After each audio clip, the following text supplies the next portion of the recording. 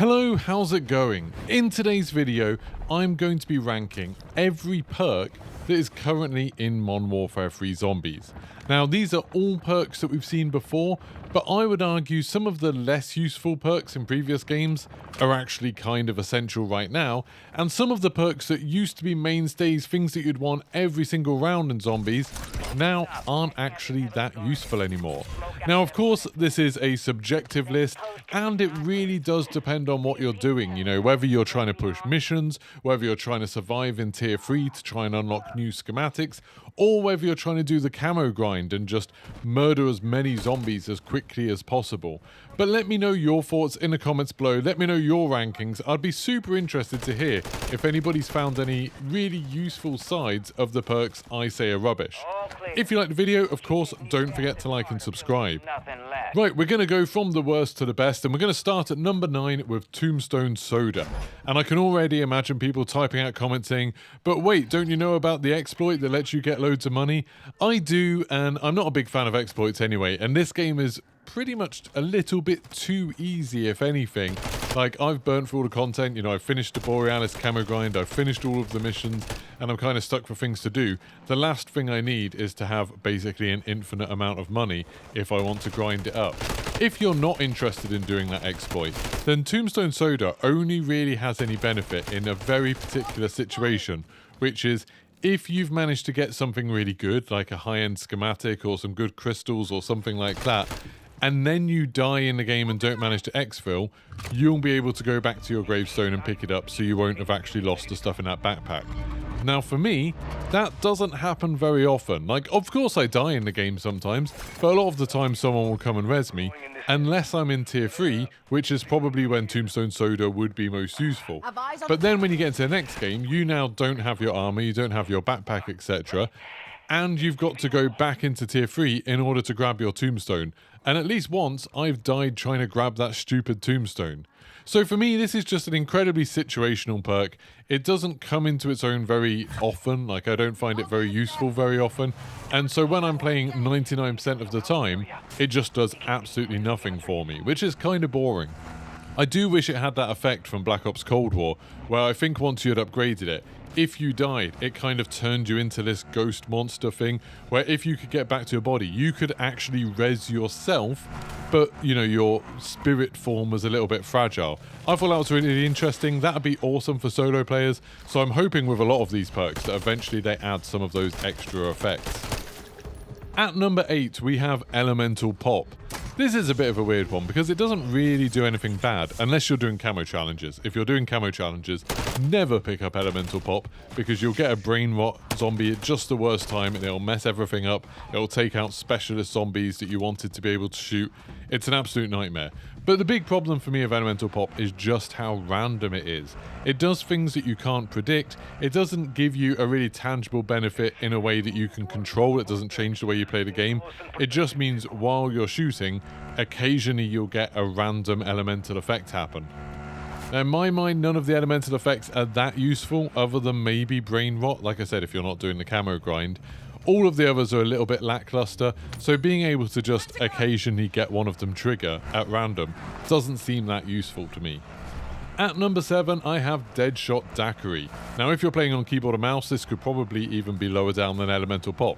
Because what Deadshot Daiquiri does is, it changes your auto-aim, so you'll be aiming at the zombies' heads rather than at their chests, at their torsos. If you're on mouse and keyboard, that doesn't do anything for you at all. Apparently, it does give you some extra critical damage, which is why I've put it above Elemental Pop. Because if that's true, that is useful. But I can't say that I've ever noticed any difference in the amount of damage I'm doing to zombies when I've got Deadshot Daiquiri to when I don't have it. I think if it was a sizable increase, then fighting things like the Mega Abominations and the Specialist Zombies in Tier 3, it could actually be pretty useful. But I think the effect is so slight that I can't even notice it. Plus, shooting zombies' heads or the specialist zombies' weak points just isn't that hard in the first place, so having the aim automatically snap to them doesn't really make that much difference to your gameplay. Now, at number 6, we have one that I think, again, might be controversial. People might argue about it. It's probably the best perk from the previous games, and that's Juggernog. I've put it this low down because, a bit like Deadshot Daiquiri, I don't really notice the effect of it. I've played plenty of games when I have it and plenty of games when I haven't had it, and I've never felt like I'm much safer or much tougher while I have the perk. It feels like in Modern Warfare Zombies, generally if you die, it's because you get trapped somewhere. You know, you get trapped in a corner, you get trapped between a big group, and then they're hitting you so quickly and they do so much damage to you so fast that Juggernog doesn't really make that much difference to you. And that's a real shame. I'm sure if you didn't have armor and maybe if you were getting shot by like mercenaries who are doing a lot of, long distance damage, then maybe it could help. But when I get Juggernog, obviously there's no downside to it, like I grab it whenever I want it, but there's no real massive upside to it. It doesn't change the way I play, it doesn't let me do things that I would normally do, it just doesn't feel that great in this game.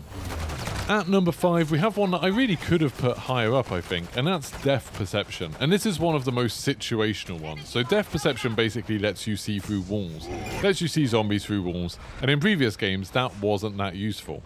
But in this, where you're trying to loot a lot of the time, and sometimes when you're doing the camo challenges, you're looking for a particular specialist zombie, like going into infested strongholds, trying to find mimics. For that, this is absolutely amazing, particularly actually for those infested strongholds, being able to find the cysts on the wall that you need to pop as well. This just highlights all of that stuff for you through walls, so you can complete those kind of challenges super quickly.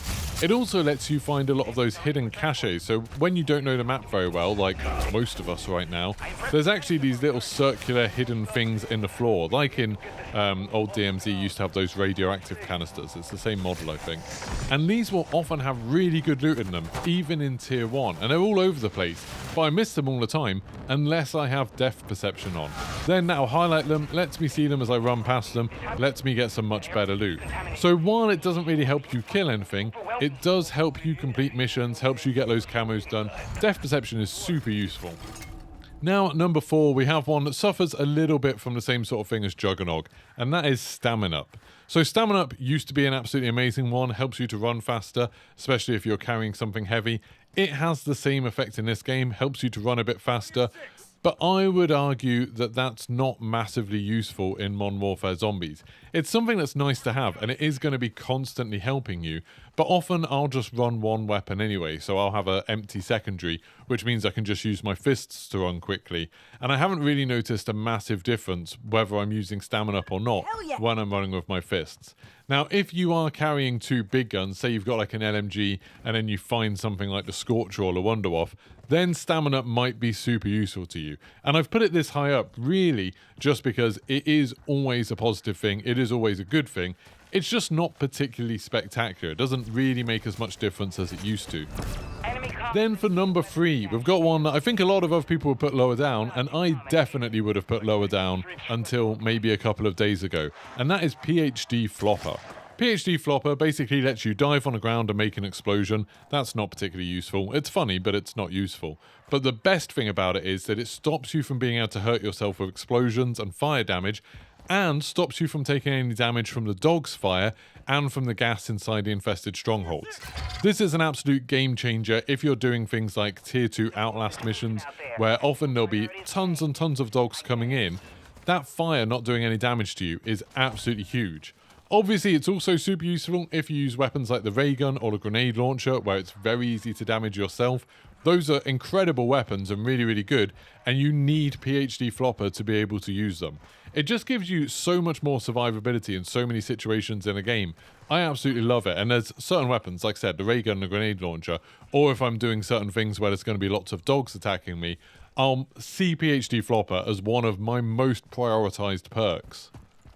Number 2, and I think a lot of people can agree with this, Speed Cola. Speed Cola is insanely useful. It makes you reload much, much faster, and it really is much faster. It makes a huge difference to nearly every weapon in the game. Obviously, it doesn't matter with something like the knives, but for nearly every other weapon, it makes a huge difference, and all the time you're reloading in Modern Warfare 3 Zombies, that's kind of the time when you're at your most vulnerable in the game, especially if you're using something like an LMG that takes absolutely ages to reload. I love Speed Cola. It makes you feel much safer. It lets you kill things much faster.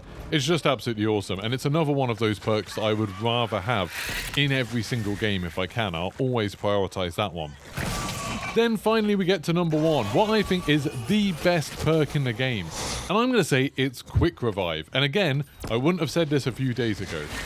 I used to think that Quick Revive just made it so you revived other people quickly. You know, it's about half the time to revive someone like a teammate off the ground. And that is very, very useful, particularly if you play with people to get killed a lot. But it also does something that I didn't actually know about. I never read the description. It means that your health starts coming back 50% quicker. Now that's actually a pretty big change. I don't know about you, but when I'm fighting, I find myself running out of armor very, very often. So a lot of the time, I'm taking damage directly to my HP, and then I have to kind of back off to let it recharge. If you have Quick Revive on, that health regenerates so unbelievably quickly. I would say this is an order of magnitude more useful than something like Juggernog. This will keep you alive for so much longer, because all you need to do is get away from the enemies for like a second, and then your health will become back and you'll be good to go again. I find Quick Revive incredibly handy. I think it's kept me alive more than any of the other perks on this list, and because of that I think it just deserves the top spot. I can't think of ever doing anything in Zombies where I don't think Quick Revive would be a good idea, which really surprises me, because for solo I didn't think it was going to be that useful, because it doesn't let you self-revive like it used to in some of the old Zombies maps. Now, these are the 9 perks that are in the game so far.